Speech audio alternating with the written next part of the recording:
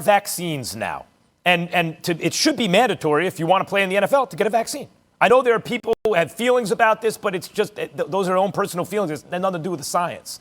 That should be mandatory. In terms of protocols, everyone's got to get the vaccine to play. That's number one. Number two, you don't have to have teams skipping it because individual players can already skip it. And you know who thinks it's a really big deal? We in the media thinks it's a big, oh, look, so-and-so didn't show up for voluntary workouts. I know there's pressure to show up. But, Teddy, and you can correct me if I'm wrong, to me, it's mostly about the coaching staff taking a look, starting to, get that early momentum with chemistry, seeing what you got. I assume there's some value in it, or else why would you have them in the first place? And that teams are advantaged by having them. So in the first place, since they're voluntary and individuals can skip it, why does a whole team need to skip it? In the second place, now that we have a vaccine, why isn't that already in place, that you got to have a vaccine play? And also, by the way, and again, Teddy, you can tell me if I'm wrong, but it's my understanding, there is less contact, from what I've observed, in these situations than in a full mini camp, right? Something like that.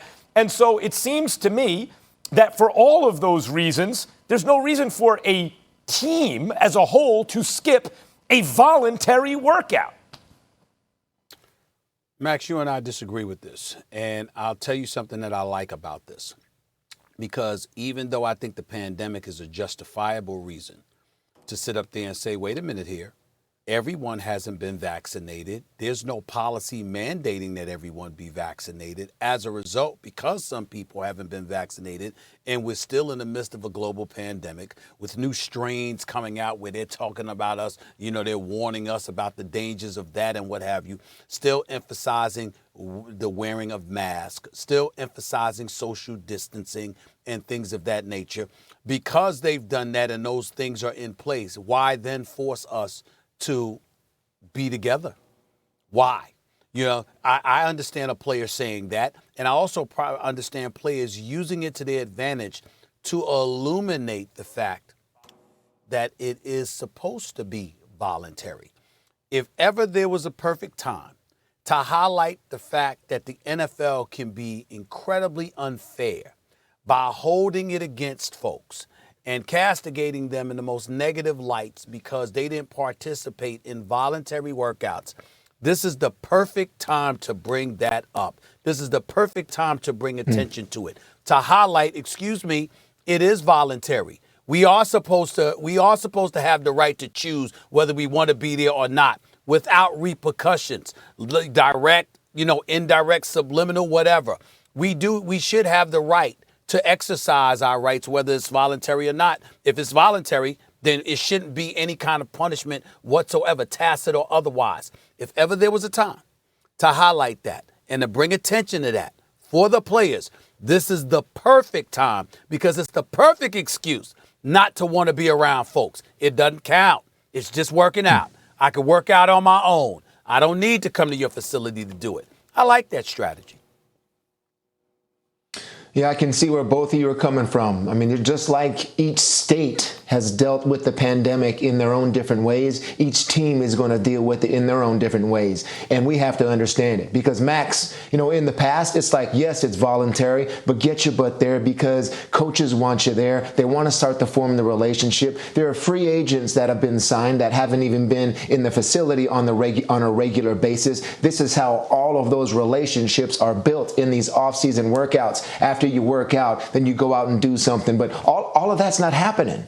All of it would be you go work out and then you go home and then you're secluded. So I can understand why teams would say, you know what, we just don't need that. However, it is important. It is important. I think the NFL teams are a place where you have the regular testing, you have all of the safety precautions in place, and you're used to it based on how they handled it last season. And having said all that, I mean, even though there's vaccinations out there, and I understand that, you can't tell me what to put in my body.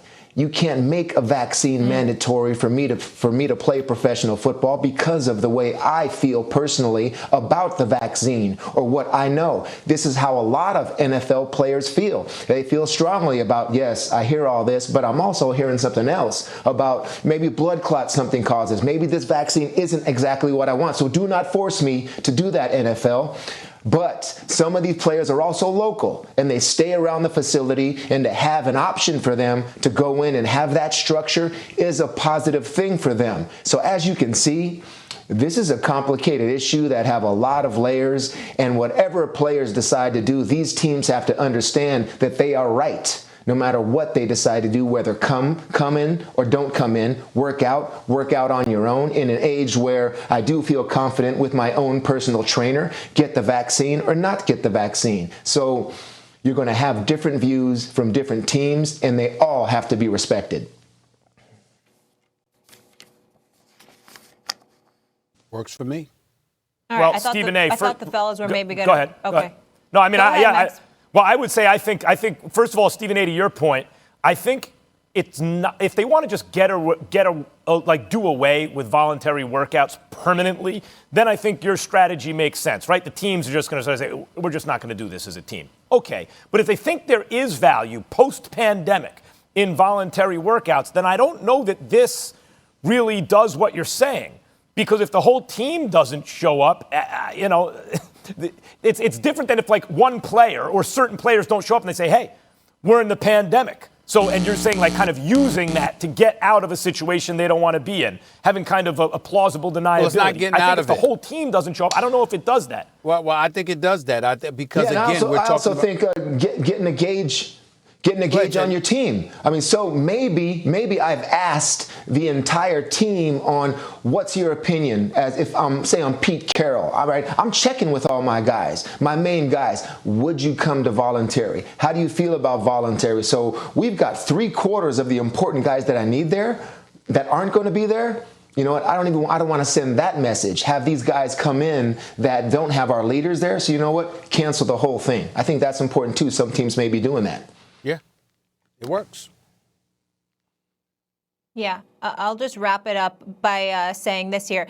The workouts are voluntary, and Teddy, I don't think you could be more right that the vaccine also has to be voluntary. And I am someone who chose to get it, but I had my own concerns. A lot of people have different health issues, different religious beliefs, and you just can't force anybody. And it is still very early, so I think teams have to respect it. I don't think you can force people. It's too personal of a decision. What were you going to say? I agree. I totally agree. It is, Molly. And I understand how personal a lot of them feel about it. I too have a pre-existing health condition, having 2 strokes. I chose to get the vaccine. But it was my choice after a lot of information I got from a lot of doctors. So that's what all these players are going through, and you can only understand the conflicting information that they're getting. They're getting conflicting information, and obviously we know I took the vaccine. That's something that I struggled with, but I ultimately had to reach that decision because I was educated by Dr. Dennis Pullen, who's the president and CEO of Virtual Health in South Jersey, who's a friend of mine. And he educated me about how disproportionately it was affecting the African-American community. He said, just look in the ICUs. He said, you have a lot of people from other ethnic groups, particularly the white community, that were taking this vaccine. And the bottom line is not enough black people were taking it. So it was important. But in the same breath, it was still my choice. And everybody is a bit different. And I understand, Max, what you're saying, because you could ultimately harm somebody else. I totally get that.